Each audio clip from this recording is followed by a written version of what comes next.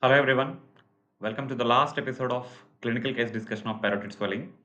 Today we will see the management part of parotid swelling.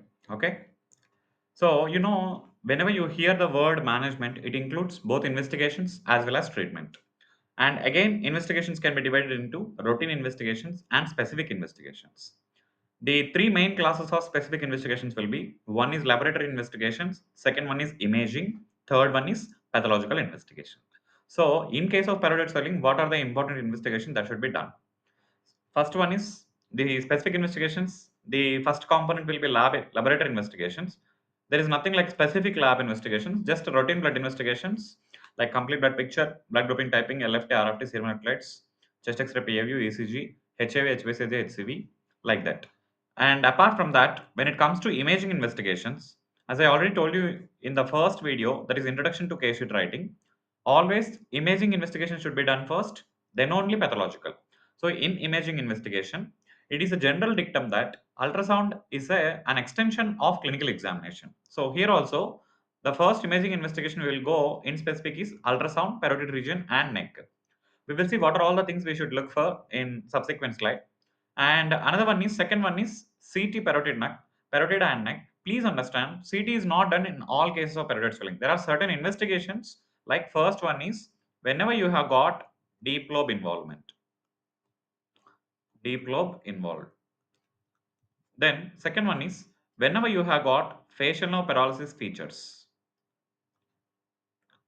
Third one is whenever you have got lymph node enlargement, that is nothing but lymphadenopathy. Either it can be clinical or even in ultrasound. Then last one is recurrent parotid cases, recurrent swellings. Then you have to go for CT parotid and neck. And also CT is essential even in case of primary cases. Whenever you have got a case of parotid malignancy, CT is very essential to know and understand the bony metastasis. So it is also required for bony to understand about bone involvement. Third one is MRI. Again, MRI is done only in certain conditions, and MRI is important to understand something called perineural invasion. Perineural invasion. Okay, there are certain tumors which have a characteristic property to spread along the nose, that is called neurotropism. And main important tumors which are related to this property is one is acinic cell carcinoma, then is adenoid cystic carcinoma. These are the two important tumors with neurotropism, right? Next, cylography. The next investigation is cylography. It is nothing but mainly it is done in case of any parotid fistula. I told you whenever you have got any fistula either to the duct or the gland, what will we do is we will give dye into the parotid duct opening in through the mouth, and we will take an x-ray so that we can see if there is any extravasation of the contrast material and if it is going into the fistulous tract. Okay, right? So cylography is done in parotid fistula. Then the last one is radioisotope scan. It is also called technetium 99 scan because that's what we use in this imaging investigation, and it will give a positive hotspot. Which tumor will give means it is Warthin's. Warthin's tumor has got very high mitochondrial content, the cell. So that is why, because of the high mitochondrial activity, there will be positive hotspot on technetium 99 scan. Okay, right. So these are the essential imaging investigation that will be required in parotid swelling, mainly ultrasound. Okay, right. Next, pathological. Usually, biopsy is not done in case of a parotid swelling because of the risk of facial nerve paralysis, iatrogenic facial nerve injury. That is why the preferred pathological investigation will be fine needle aspiration cytology. Just like in thyroid, we have got FNAC classification by name Bethesda. Here we have got a classification called Milan classification. So based on Milan classification, there are 6 classes. Based on what category you have got in FNAC report, we need to take further step. Okay, right? Please remember the name Milan classification. So this is the Milan classification we were talking about. So there are 6 categories. First one is non-diagnostic, and you need to repeat FNAC and clinical radiological correlation. Second one is non-neoplastic, means benign, just like Bethesda 2. So just ask the patient to come for follow-up and radiological correlation. Then AVS means ATP of undetermined significance. Whenever you have got Milan 3, you need to go either for repeat FNAC, preferably under imaging guidance, or you can go for superficial periodictomy. Then again, fourth category has got 4A and 4B. 4A is benign and 4B is sump. Sump is nothing but salivary gland neoplasm of uncertain malignant potential. There are certain conditions where we cannot surely tell about this malignancy transformation. So one such scenario is nothing but your sum. So whenever you get 4A, you need to go for conservative surgery or clinical follow-up. If the patient is not willing for surgery, you can go for follow-up. But for 4B, you need to go for conservative surgery. What do you mean by conservative surgery? Initially, we will opt for superficial periodectomy. If you are in a very sophisticated setup, you can send the specimen for frozen section. And if frozen section comes as negative, you can abort the procedure at the level of superficial periodectomy. If you do not have frozen section facility, then you need to go for superficial periodectomy as the minimum surgery, and you will send the specimen for HPE, and in the post-operative follow-up you will take the subsequent decision. Okay, right. Next, Milan 5 is suspicion for malignancy, go for surgery depending upon extent. And the last one is malignancy, again you need to go for surgery. Extent depends on type and grade of malignancy. Okay, right. So this is about Milan classification, very important for FNAC classification of parotid swellings. Right. Next, so I told you ultrasound is the basic imaging investigation. It is said as clinical extension. It is extension of your clinical examination. So what are all the things we should look for in case of ultrasound parotid region? No matter where the swelling is, these are the fixed headings we need to remember whenever you are talking about ultrasound. So the first one is organ of origin, whether the swelling is coming from the parotid gland or not, and echogenicity. You know there are three types of echogenicity. So one is hyper, second one is iso, another one is hypo. So usually whenever you have got hypo or even something like a heteroechoic, then you need to suspect malignancy. Then site, where exactly within the gland if the swelling is present. Then size, borders, consistency, you can go for whether it is solid or cystic. Then how is the vascularity of the swelling, either there are any microcalcification. Then very important finding we need to understand in ultrasound, even though clinically the deep lobe enlargement may not be there, but ultrasound can tell you the involvement of deep lobe more precisely. And last but not the least, cervical lymph nodes.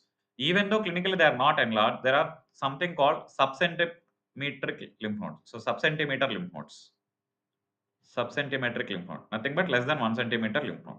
So ultrasound can tell you about this subcentric lymph nodes. Please understand, whenever ultrasound says there are lymph nodes enlarged, the next investigation you should go for is CT.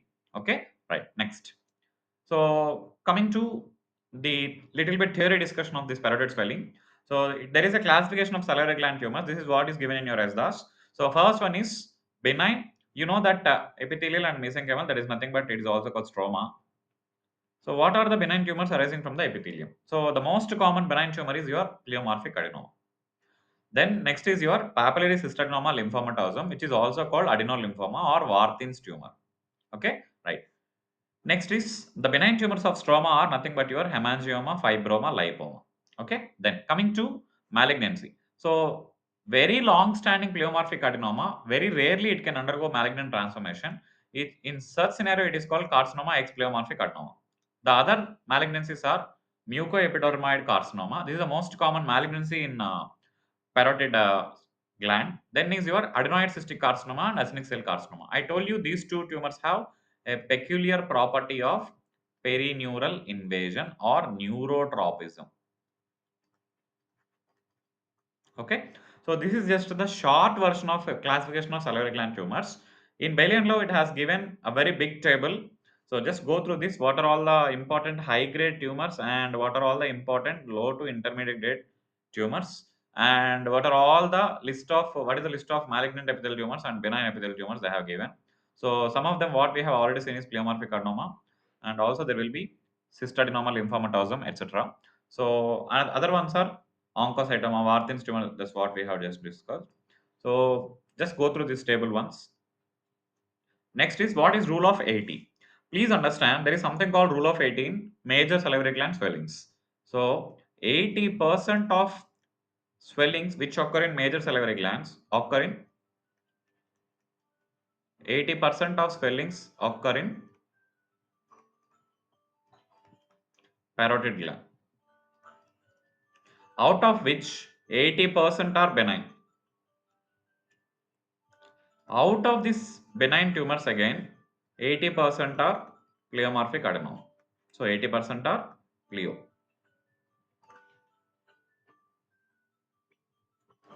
This is called rule of 80 in major salivary gland swellings, right? Next. So coming to the operative surgery part. So after all the investigations are done, please understand the minimum surgery for parotid gland is nothing but your superficial parotidectomy, the minimum biopsy. We will see what are all the types of parotidectomy and the operative surgery part of parotidectomy. Okay, right. Please understand again, whenever you are studying about any operative procedure, we need to remember it under 6 headings. So the first one is indications, second one is anesthesia, third one is position, next is important steps, then is complications, and last one is prognosis and follow. So you can remember with the help of a mnemonic: IAP, ICP.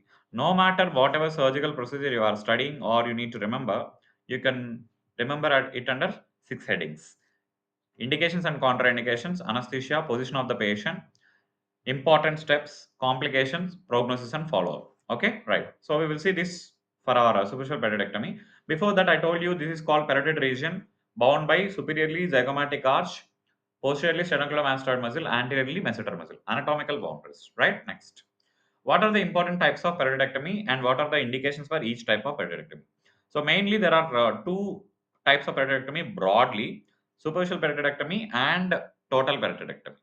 This superficial parotidectomy is also called suprafacial parotidectomy because we are doing everything superficial to the facial now. Then the second type is total parotidectomy.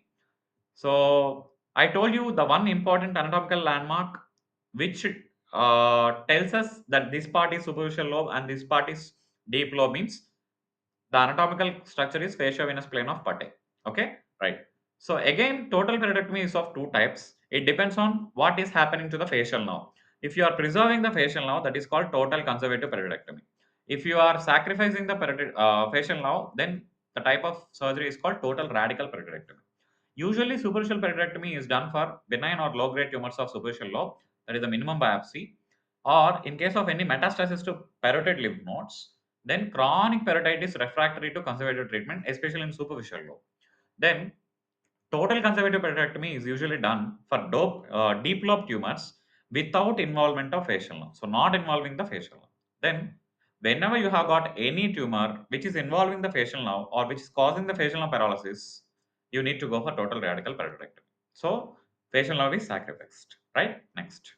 So obviously, I told you up and above the epigastrium, any major surgery is done under general anesthesia with endotracheal intubation usually. There are many other types of anesthesia also. One important precaution that you should ask our anesthetist is that they will be giving muscle relaxant for this intubation. So you need to ask them to give short acting muscle relaxant for intubation so that intraoperatively whenever you want to check this muscle action, it will be easy. And another important facility, whenever you are in a sophisticated setup, there is a facility called IONS, that is intraoperative nerve stimulator. This is the apparatus that you can see here in the picture. So this intraoperative nerve stimulator is useful to prevent the facial nerve injury while doing the surgery. Okay, right. So this is the electrode. These are the electrodes that will be kept in case of intraoperative nerve stimulator. Then position of the patient. So usually it will be supine position with a little bit reverse Trendelenburg 30 degrees and the face turned to opposite side. Okay. So reverse Trendelenburg position to reduce the venous congestion. Hyperextension of the neck and turn to opposite side. Exposure of the ipsilateral. Very important point you need to understand whenever we are draping for a parotid swelling case is that you need to expose the ipsilateral angle of eye and angle of mouth. Why? So that you can check the muscle action and whether there is any deviation when you are doing the surgery. When you are testing for facial nerve intactness, you need to observe the angles of angle of eye and angle of mouth, ipsilateral side. Okay, right. So shoulder roll. Whenever you are planning neck dissection in case of a malignancy, you better keep a shoulder roll beneath. Right. Next. So the important next one is incision. You know the classical incision that we will go for is modified Blair's incision. It is also called lazy S incision, which is also called.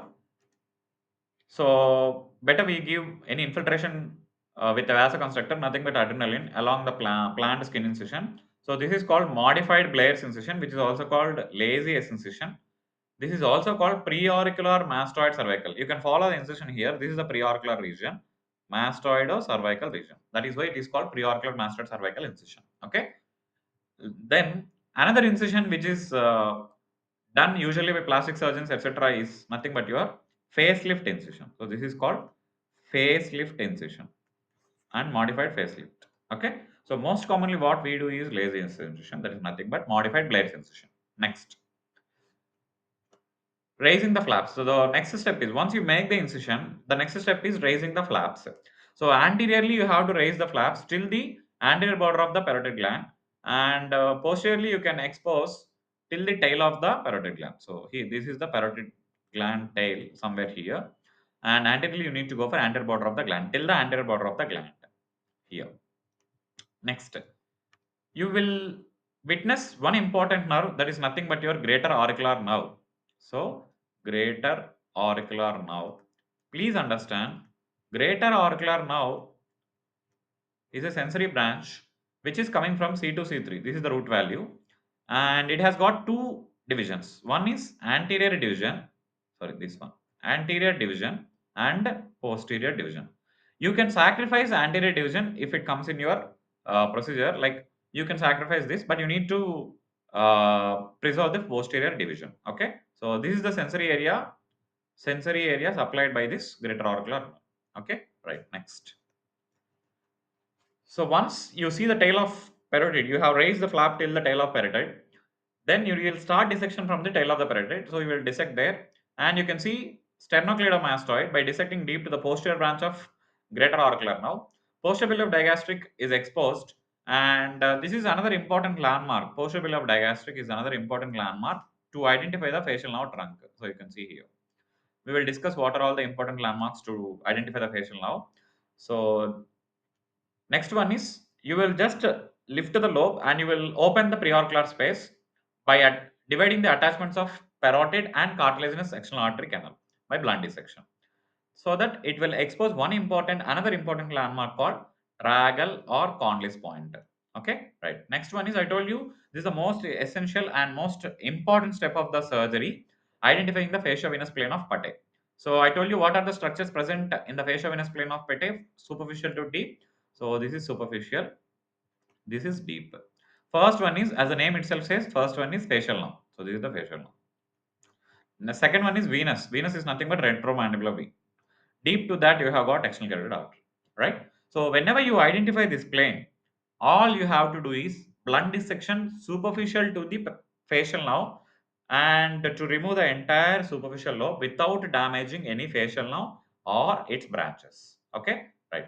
So from there, from the zygoma to the digastric muscle, you need to facilitate the exposure of facial nerve like this. As you can see the picture in here, this is zygomatic process, and till the tail of the parotid you have got, this is the digastric posterior belly. Sorry, this is the digastric posterior belly. You need to expose and demonstrate facial nerve very clearly and its branches as well. Okay, right. So the gland is retracted anteriorly, so that it will expose the operative field for the identification of facial. So this is an important question asked by the examiner in the Viva final practical. What are the landmarks to identify facial nerve intraoperatively? So there are two types of landmarks. One is antegrade, another one is retrograde. Antegrade means first you will identify the trunk, facial nerve trunk, followed by branches. Whereas in retrograde, first you will identify one of the branches of facial nerve, then you will go in a retrograde fashion and then identify the trunk. So that is antegrade method and retrograde method. So if at all the examiner asks you what is the name of the retrograde method of identification of facial nerve, this goes by the name Hamilton Bailey maneuver. So what is Hamilton Bailey maneuver? It is nothing but retrograde method of identification of facial nerve. So what are the important antegrade landmarks? So the first one is Conley's pointer. You can see here, this is the tragal pointer, which is also called Conley's pointer. From this Conley's pointer, facial nerve will be lying 1 centimeter deep and inferior to the tip.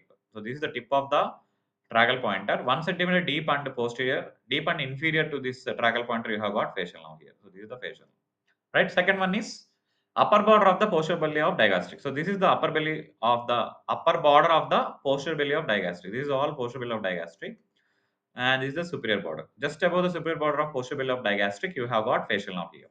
Next is squamotympanic fissure is a little bit difficult to demonstrate and a little bit difficult to see. So the next one is styloid process. So you can see this is the tip of the mastoid process. Just anterior to that, you have got styloid process. The facial nerve will be passing superficial to the styloid process like this. Okay, right. Next. So the nerve is superficial to the styloid process.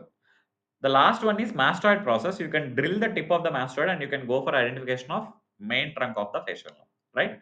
So this is another picture showing this tragal pointer, and this is what we have been talking about, tympanomastoid suture. This is another important landmark to identify the facial nerve trunk. Okay, right. The next one is retrograde landmarks. I told you, please understand, when will you go for retrograde method is that in recurrent surgery or repeat surgery. So it is nothing but recurrent cases. So you will identify, you will take help of either buccal branch or zygomatic branch, and then you will go in a retrograde fashion to identify the main facial nerve trunk. Okay. So buccal in relation to the parotid duct. Where will be the buccal means you can take help of parotid duct. Adjacent to that will be your buccal branch. That's what it is given here. Then marginal mandibular, or you can take help of zygomatic also. It is useful. It is useful in revision cases. Please understand. So retrograde method is useful in revision cases of surgery. Right. Next, once the facial nerve is identified, you need to dissect the superficial lobe of the parotid gland. Slowly, you need to go with the blunt dissection. Or if you have the facility of bipolar cautery, you can also use bipolar cautery, preferably blunt dissection. Okay. Then, so you need to preserve the facial nerve and all the branches. Then you will remove the entire lobe superficial to the facial nerve like this. Okay. Right. So after that, you will give nice saline wash, normal saline wash after achieving the perfect hemostasis. Then you will check for the facial nerve whether it is intact or not by using nerve stimulator if you have the facility. And you will irrigate the wound with distilled water or normal saline. And then you will keep the patient in supine position to see whether there is any bleeding from any residual bleeders. And you will keep, definitely, you will keep Romovac suction tray. It is nothing but a negative suction drain. So Romovac is nothing but it's a trade name. You will keep one suction drain and you will close the wound like this. So this is the sutured wound. Okay, right. Next. The next heading in any operative procedure is complications. So what are the important complications of parotidectomy? First one is hematoma formation. If you have left any bleeders unattended, it can cause hematoma postoperatively. Then is surgical site infection. So SSI is nothing but surgical site infection, wound infection. Next is deformity, unsightly scar and retromandibular hollowing. In case of a large swelling, you can come across that. Sialocele, again, very, very rare. Permanent earlobe numbness, if you have sacrificed the anterior division of greater auricular nerve or even posterior auricular nerve, you have damaged. Okay. Anterior division of greater auricular nerve will supply the shaving area. Posterior division of greater auricular nerve will supply to this lateral ear lobule. So you can have numbness here if you have damaged the posterior division of greater auricular nerve. Then you can remember the complication. There is something called 5Fs. 5Fs. What are the 5 important Fs? First one is fluid collection. It can be seroma or hematoma. Second one is flap necrosis. Please understand, whenever you are raising the flaps, there should be adequate thickness. If you have raised too thin flaps, because of, why is flap necrosis happening means because of the too thin flaps. If you have inadequate thickness of the flaps, then it can undergo necrosis. Next is facial nerve damage, facial nerve paralysis or injury. Then fistula. Again, fistula can be gland fistula or duct fistula. Then next one is Frey syndrome. We will see what is Frey syndrome in subsequent slides. Okay, so these are the 5 F's of complications of parotidectomy. Next. So how can you prevent or treat the complications whatever we have discussed just now? So I told you, how can you prevent serum or hematoma? One is you need to achieve perfect hemostasis during the surgery, and by keeping the drain, you can see whatever the residual fluid there, you can drain it out. And if at all, if you come across any serum or hematoma, if it is already formed, the treatment for that is you need to go and evacuate that and control the bleeders. If required, go for reinsertion of the drain. Then second one is flap necrosis. I told you you can go for adequate flap thickness. That is the intraoperative step to prevent flap necrosis. If at all the flap is already necrosed in the postoperative period, you need to excise it and go for SSG. Sup, uh, Partial thickness skin graft or superficial skin graft. Okay. Then next is facial nerve injury. So you need to go for very blunt dissection, I told you, or you can use bipolar cautery. If at all you have already encountered facial nerve paralysis in the postoperative period, you need to understand there can be transient edema and neuropraxia by the stretching of the nerve. That is temporary. You can assure the patient for you can wait for till 3 or 6 months, and you can keep the patient on steroid and slowly taper it. Okay. Then another important complication is fistula. So one important technical point you need to understand is whenever you are doing the superficial peritectomy, you need to ligate the duct. If it has been opened, you need to ligate the duct properly, otherwise it can form the fistula. So proper ligation of the duct is very essential. Next, Frey syndrome, which is also called auriculotemporal syndrome. This is also called gustatory fetting. We will see the mechanism subsequently. So why is it happening? We will come to this prevention and treatment part after we understand what is Frey syndrome and what is the mechanism that is related to it. Okay. So whenever you have got facial nerve injury, if it is something like a simple transection, you can anastomose the ends by using 80 or 70 tolling. If it is something like a segmental loss, one segment is lost, you need to go for cable graft. There is something called cable graft, and for cable graft you can use sural nerve, or even this greater auricular nerve can also be used. Rarely hypoglossal nerve can also be used. Okay. So segmental loss, you have to go for nerve graft. So ipsilateral greater auricular nerve or sural nerve or hypoglossal nerve interposition. Right. Next, once there is already established facial nerve palsy, initially you need to assure the patient because of the stretching of the nerve there can be transient neuropraxia. I told you. So post-operative management, you need to reassure the patient. There are certain options for post-operative management. One is transcutaneous nerve stimulation. So another one is facial physiotherapy. You can go for prednisolone, that is steroid, and slowly taper it. One important surgical option you can go for is tarsorrhaphy. Why? Because whenever you have got facial nerve paralysis, there will be exposure keratitis that can happen. In such scenario, you can go for tarsorrhaphy to repair that involved muscle. Right. Next, parotid fistula. I told you there are two types of fistula. One is gland fistula and duct fistula. Whatever the type, initially we will go for conservative treatment. If it is something like refractory to the conservative treatment, you will go for scilogram or CT or MR fistulogram. You will identify the course of the tract. If it is something like a low output fistula, you will go for conservative treatment. Or if it is something like a high output fistula, and the conservative treatment, it also includes anticholinergics, like you can go for glycopyrrolate. Then radiotherapy. If it is something like a high output fistula, then you need to go for exploration of the fistula and you need to go for fistulectomy. There is a named operation called Newman-Seabrock's operation. Newman-Seabrock's operation. The last resort is nothing but your auriculotemporal neurectomy. This is also called Jacobson's neurectomy. Jacobson's neurectomy. Okay, right. Sometimes, if it is not resolving to all these measures, the last resort is total conservative parotidectomy. You need to go for resurgery and you need to remove the entire parotid gland along with parotid duct, preserving the facial nerve.